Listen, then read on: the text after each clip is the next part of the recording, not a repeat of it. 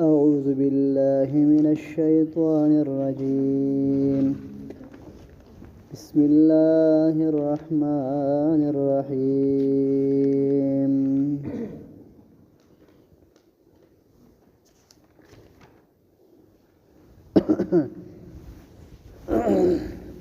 وإذ قال ربك للملائكة إني جاعل في الأرض خليفة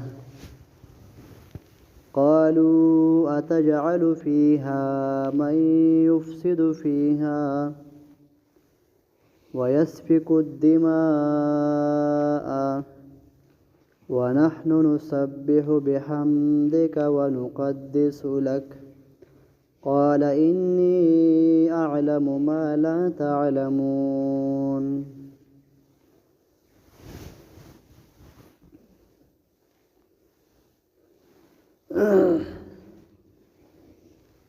د دینه مخکې هغه نعمتونه ذکر شو چې کم نعمتونه هغه صوري او حسي وو او اوس په هغه نعمتونه ذکر کېږي چې هغه معنوي دي یعنی نعمتونه په دوه قسمه دي یو هغه نعمت ته چې هغه په ظاهر باندې ښکاري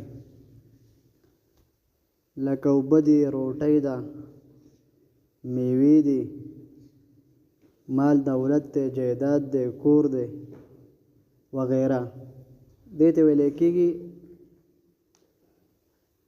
نعمت حسي او نعمت صوري او یو نعمت معنوي دی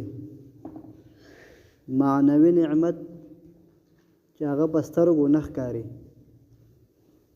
لکه خوشحالي شوه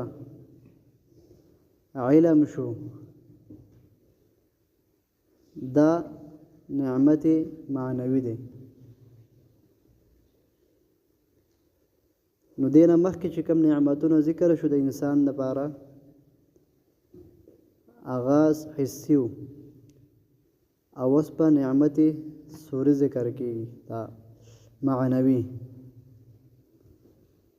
کله چې الله رب العزت اراده وکړه د انسان د پیدا کولو دنیا ته چې زه د دنیا دپاره یو نماینده یو خلیفه یو پیشوا جوړ کړم نو فرشتو اعتراض وکړو چې الله په دې دنیا کې به تو هغه خالق پیدا کړي چې هغه وستانه فرمانی کوي جنگ جګړې به کوي ویني به تویوي د خپل یو بل خونریزي به کوي رب کریم ورته په جواب کې فرمایل انی اعلم ما لا تعلمون زه ښه پوهېږم تاسو نه پوهېږئ په هغه څه چې زه پې پوهېږم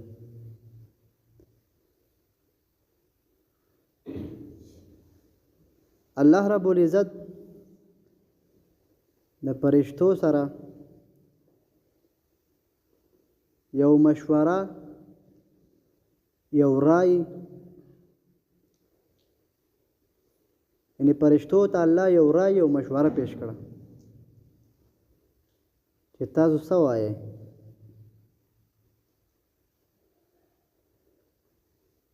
نو دلته دا اشکال لازم چې مشوره او رای خو خلک د هغه چا نه اخلي چې دی د ځان سره دغه کس برابر ګڼي او یا دغه کس د ځان نه هوښیار ګڼي د دنیا په حالاتو کې نو الله رب العزت خالق د کائناتو دی کل کائنات الله پیدا کړی دی د الله په ټول کائنات باندې احاطه ده علم دی نو څنګه الله چې دی هغه د فرشتو نه مشوره وغوښته او رایې ترې واخیسته زه انسان پیدا کوم. نو اصل کې دا فرشتې د دوی په ګمان کې دا خبره وه چې مونږه د الله نیک او افضل او بهترین مخلوق یو. زمونږ نه پس به داسې نیک افضل مخلوق بل پیدا نشي.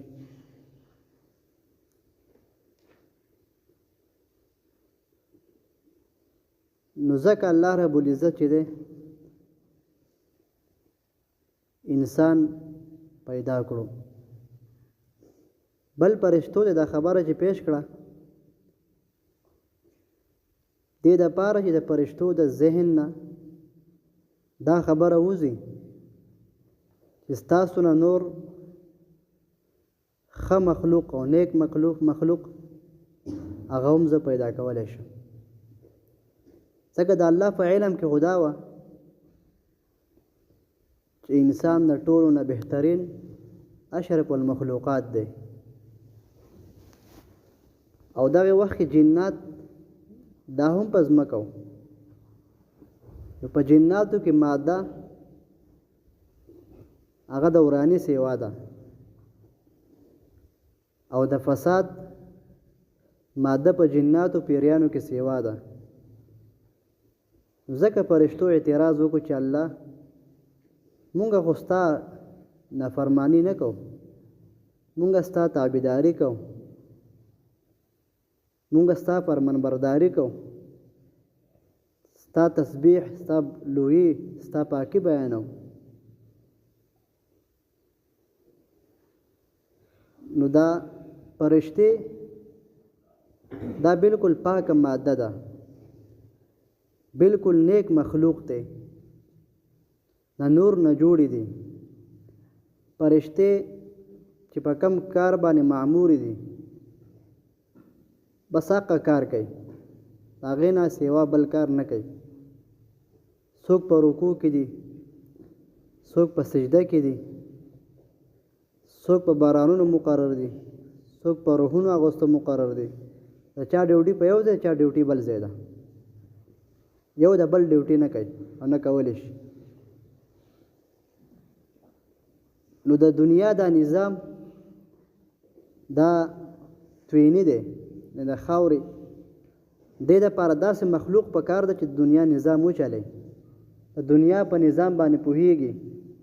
فرشتې د دنیا په نظام باندې متحملې نه دي، د دنیا نظام نشي چلولی، نشي چوتولی. نو ځکه الله رب العزت چې دی فرشتو نه دا رای واغسته چې دوی څه خیال دی. دا نه چې الله رب العزت په علم کې دا نه و چې فرشتې په زمانه ښه پوهېږي. دا فرشتو هم دا دغه نه، خو د فرشتو د ذهن نه دا وځي. بل د انسان په دې کې مرتبه چې دا هغه سیوا شوه چې ګوره انسان مخلوق یعنی مسلمان دا د فرشتو نه غوره دی. چې کم انبیاء کرام دي، صدیقین دي، شهدا دي، صالحین دي، دا غوره مخلوق دی فرشتو نه، دا ډېر افضل دی. نو دا فرشتو چې دی فرشتو دا به ذهن کې و چې مونږه نیک مخلوق یو. نو الله رب العزت د امتحان په شکل باندې یو خبره دوی مخې ته کېښوده چې آدم علیه السلام هغه د دنیا پر ټولو کارونو باندې علم لري، د دنیا په هر یو څیز باندې هغه پوهیږي، د دنیا هر یو څیز نوم هغه ته ورځي. یا الله ولا د اسماء د علم ورکړی دی. نو بیا الله رب العزت وفرمایل ای فرشتو تاسو ماته د دې څیزونو په باره کې ووایئ، ماته د دې نومونه وښایئ، څه نومونه دي.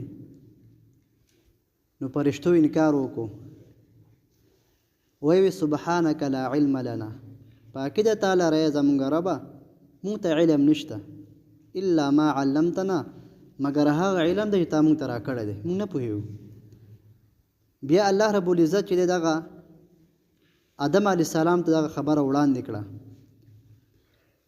الله فرمایل یا آدم انبئهم باسمائهم، ای آدمه ته به دې نومونو سره دې فرشتو له خبر ورکه، دا نومونه ورته وښایه. نو آدم علیه السلام ټول نومونه واغستل. نو الله پاک فرمایل تاسو ما نه وي چې زه پوهېږم تاسو نه پوهېږئ.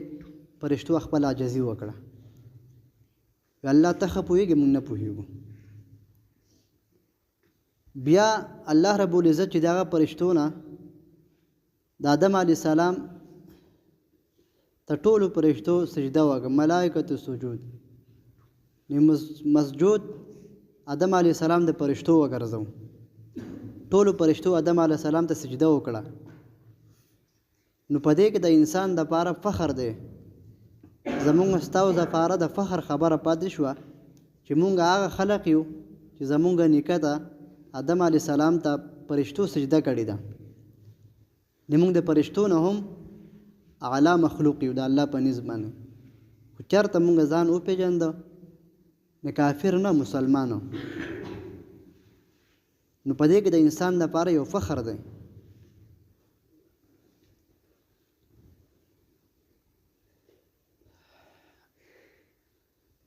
وَإِذْ قَالَ رَبُّكَ كَمْ وَخْتِ وَيْلَ رب ستا لِلْمَلَائِكَةِ ملائکو ته فرشتو ته انی جاعل بېشکه زه پیدا کومه زه ګرځومه زه جوړومه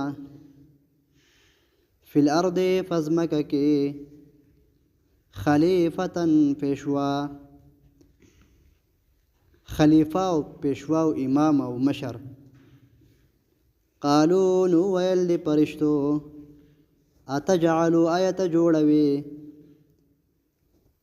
فیها په دې ځمکه کې من هغه څوک یفسدو چې فساد به کوي فیها په دې ځمکه کې. ځکه د انسانانو نه مخکې په ځمکه باندې پیریان آبادو، نو پیریانو به انتهایی شرارتونه کول او فساد به خورو انتهایی. نو فرشتو دا سوچ وکړو که انسان الله پیدا کړي هغه به همدغه شان د پیري به شانتې دا وراني به کوي، دا فسادونه به خوروي او وینې به تویوي. ځکه پیریانو کې دغه ماده سیوا ده. او فرشتې انتهایی چې دی هغه بالکل ښه کارونه کې بد د سره کوي نه، ځکه د هغوی سره نفس نشته، هغه نوري مخلوق دی. او انسان الله د دواړو په منځ کې درمیانه پیدا کو، نه پیریانو نه دی او نه د فرشتو نه دی. که د پیریانو نه وی نو بیا به همدغه شرارتونه به دغه فسادونه به او دغه نافرمانیانې به وي. او که د فرشتو د جنس نه وی نو بیا به تش عبادتونه بالکل به په یعنی فرشتې نه خوراک کوي نه څښاک کوي نه وده کېږي، نه هېڅ حاجت نشته، نه ودونه کوي نه امتیازې کوي. او انسان چې دی د سره نفس دی، دی به خوراک کوي څښاک به کوي، ګرځي به ودونه به کوي، بازارونو ته به ځي، خپل معاملات به کوي. نو دکې دا ماده چې دی ډېره موجوده ده. ځکه چې دی الله پاک د ځمکې مخلوق هغه انسان وګرځو، د ځمکې مشر درمیانه مخلوق دی. نو په انسانانو کې شرارتیان هم شته، فسادیان هم شته، او نیک خلق به کې هم شته، دواړه به کې شته. او پیریانو کې نیکان ډېر کم ول، شرارتیان به کې ډېر سیوا ول، او فرشتې خو ټولې نیکې دي. ځکه الله بالکل درمیانه مخلوق پیدا کو.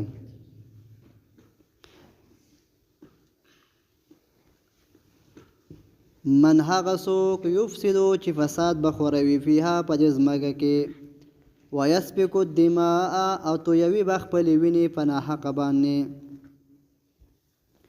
ونحنو او مونږه فرشتې وایي نسبحو تسبیح بیانو ستا ای الله بحمدک او حمد بیانو ستا ونقدس لک او پاکی بیانو تعالی را. قال نو فرمایل الله پاک انی بشک زو اعلم ډیر ښه پوهیږم ما په هغه څه لا تعلمون چې تاسو نه پوهیږئ په هغې.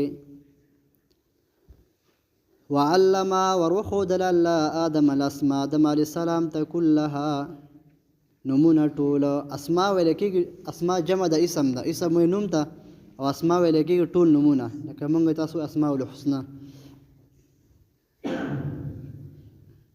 كلها ټول آدم علیه السلام په زړه کې الله ور واچول او د فرشتو دغه سره واسطه ونه ورنه فرشتې د آدم علیه السلام نه جدا شوي نه دي یو ځای د آدم علیه السلام په طبیعت کې په ذهن کې په زړه کې دا خبرې الله ور واچولې فطرتاً چې دغه پلانکې بوټی دی دا پلانکې ځناور دی دا پلانکې بوټی دی دا پلانکې غر دی دا نومونه الله په ذهن کې ور واچول او د فرشتو دې سره واسطه ونه نو فرشتې عاجزه شوې د دې سوال نه موږ دې سوال جواب نشو درکولی چې آدم علیه السلام ته هغه سوال جواب ورکړو نو فرشتو ومنله چې د آدم علیه السلام په موږ باندې درجه لري وعلم ازده کړه آدم علیه السلام نومونه کلها ټول ثم عرضهم به وړاندې کړل دې لره علی الملائکة په فرشتو باندې فقال نو ویل الله انبئوني خبر را کوي ماته باسماء هؤلاء په دې نومونو سره ان کنتم صادقین که چېرته تاسو رښتوني یئ قالو نو ویل فرشتو سبحانک پاکي د تا لره یا الله لا علم لنا او نشته علم او پوهه مونږ ته الا ما علمتنا مگر هغه علم دی هغه پوهه ده چې تا راکړې مونږ ته انک بېشکه اے الله انت العلیم الحکیم انت تو العلیم پوهی الحکیم خاوند حکمت والای حکمتونو والای وَإِذْ قَالَ رَبُّكَ او پاغ وخت چې وی رب ستا للملائکه فرشتو ته انی جاعل بشکا ز جوړو ما ګرځو ما فی الارض په دې ځمکه کې خلیفتن پیشوا خلیفہ مشر قالو نو ویل د فرشتو اتجعل آیا جوړوي ته آیا ګرځوي ته آیا پیدا کوي ته فیها په دې ځمکه کې من هغه څوک یفسد فیها چې فساد بخوري په دې ځمکه کې ویسفک الدماء تو یوي بخپلې ویني ونحن او مونږه نسبح تسبیح بیان اوستا بحمدک او حمد بیان اوستا تعریف کا اوستا صفت کا اوستا ثنا و تعالی را ونقدس لك او پاکی بیان استاد پارا قال نو ویل الله انی بشکزو اعلم ډیر خپوهیږم ما په هغه څه لا تعلمون چې تاسو نه پوهیږئ هغې باندې وعلم او ذکر آدم علیه السلام نومونه کلها ټول یا وښودل الله آدم علیه السلام ته ټول نومونه ثم بیا عرضهم پیش کړه دې نومونو لره الله علی الملائکة فرشتو ته په فرشتو باندې فقال الله فرمایل انبئوني خبر را کوي ماته بیاسماء په دې نومونو هؤلاء دې سره ان کنتم صادقین که چېرته تاسو رښتوني یئ په خپل قول کې په خپله وینا کې قالو نو ویل دې فرشتو سبحانک پاکي د تا لره الله لا علم لنا نشته علم مونږ ته الا ما علمتنا مگر هغه علم دی چې تا راکړی مونږ ته د انسان دپاره علم دا لوی صفت دی آدم علیه السلام ته ګوره الله په بل څه نه په علم باندې چې ستا دا لوی صفت دی دا صفت معنوي نعمت معنوي چې موږ ذکر کوو انک بشکتو اے الله انت العلیم الحکیم ته پوهه او خاوند د حکمتونو والی سبحان ربك رب العزة عما يصفون وسلام على المرسلين والحمد لله رب العالمين. ربنا ظلمنا أنفسنا وإن لم تغفر لنا وترحمنا لنكونن من الخاسرين. رب اغفر لي ولوالدي وللمؤمنين يوم يقوم الحساب. اللهم اغفر للمؤمنين والمؤمنات والمسلمين والمسلمات.